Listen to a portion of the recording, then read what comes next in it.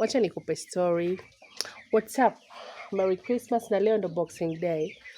Huyu unayemwona hapa ni kuku wangu, anaitwa Manka. Huyu ni pure kienyeji. Nilimnunua mwezi wa 10 na mwenzake mmoja Saso, nikiwa nataka kuwatunza kwa ajili ya sikukuu ya Christmas. Sasa alivyokuja mara akaanza kutaga. Kalikuwa kadogo kadogo hivi. Nikasema ngoja nimwache nile mayai. Tukaanza kula mayai. Lakini baadaye mwenzake na yule sasa wakaanza kutaga, nikawatafutia jogoo. Mayai yakaanza kurutubishwa. Ndo passion ya ukulima au ufugaji iliponipata. Nikasema no, siwezi kuwachinja tena hawa kuku. Kwa hiyo sehemu hapo ndo sehemu alozoea kutagia. Tukimpeleka mahali pengine hatagi, anavunja mayai. Hapo aliko anataka kutaga, amekuja kutaga. Basi yule mwingine Saso akaendelea pia kutaga, ambapo alinipatia vifaranga. Nilipata vifaranga 5, ambapo mmoja ndo huyu hapa, ana wenzake 4. Unaona, huyu ana miezi 2. Amefikisha miezi 2 leo Ijumaa. Amefikisha miezi 2. Unamwona jinsi alivyokuwa mkubwa. Yule ni Saso. Nitakuonesha mama yake. Nikajikuta tu sasa nimeanza kutafuta vifaranga, nikaanza kufuga. Unaona huyo pia mwenye rangi nyeusi ni mwenzake na yule alolala pale, unamuona. Na hawa ni wana mwezi mmoja. Nikajikuta tu nimepata passion ya kuanza kufuga. Kama hivyo nimewachia tu azunguke wakati nafanya usafi saa hizi hapa. Ndo kama huku. Huyo pia hapo alipatikana jogoo katika wale, unamuona. Patikana aina tofauti. Wengine hapo niliwanunua. Kwa hiyo hawa vifaranga kama wadogo mnayewaona wana wiki 4. Lakini huyu hapa ni mwenzake na yule nayekuambia watoto wa Saso ambao wamefikisha miezi 2 leo Ijumaa tarehe 26.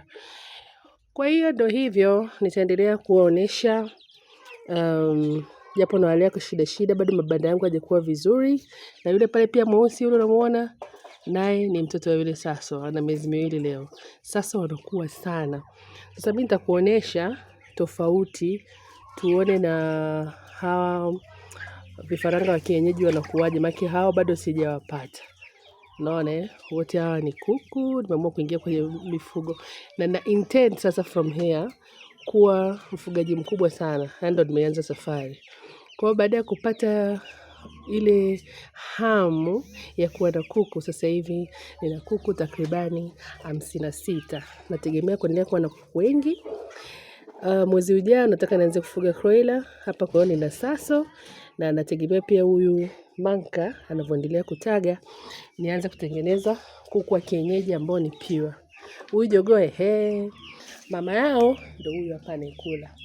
Huyu ndio yule Saso ambaye alinitagia mayai. Tena angekuwa na watoto wengi, mayai mengine alivunja.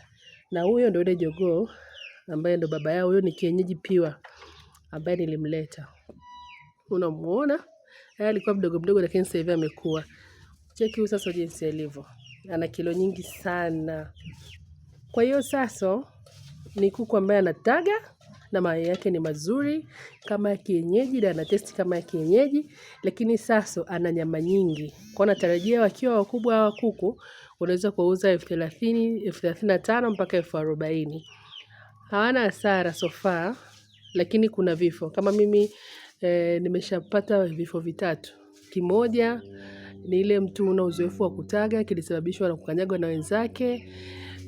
Bila kusikwa tengenezea ile cycle. Unajua kuku wakiwa wadogo wanatakiwa tengenezea mduara, wasiwe wamekaa kwenye chumba ambacho kina engo 4 kwa sababu wanajisokomeza sehemu moja, alafu wanajikuta wengine wanakosa hewa na kubananishwa. Kwa hiyo ndo hivyo, ndo naumaliza mwaka wangu 2025 namna hii.